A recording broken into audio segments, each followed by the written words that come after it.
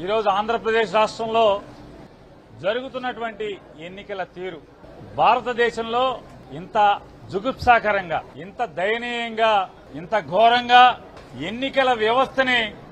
నిర్వీర్యం చేసి ప్రజాస్వామ్యాన్ని హత్య చేసే పరిస్థితుల్లో ఇవాళ ఈ రాష్ట్రంలో ఎన్నికలు జరగటం అనేది, ఇవాళ ఆంధ్రప్రదేశ్ రాష్ట్రంలో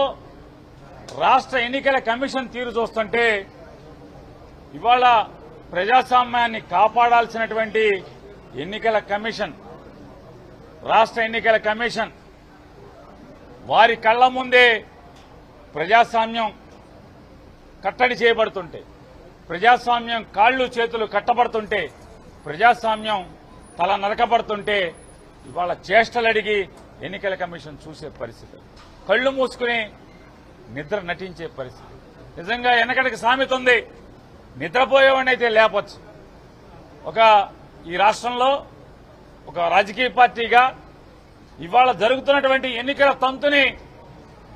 వారి కళ్ళకి కట్టినట్టు చూపిద్దామని చెప్పని ఇక్కడికి వస్తే, నిజంగా ఎన్నికల కమిషనర్ గా కుర్చీలో కూర్చున్నటువంటి మహాత్మురాలు ఆవిడ నిజంగా నిద్రపోతుంటే వైఎస్ఆర్ కాంగ్రెస్ పార్టీ ఏమన్నా అరిచో తట్టో లేపగలదు, కానీ నిద్ర నటిస్తుంటే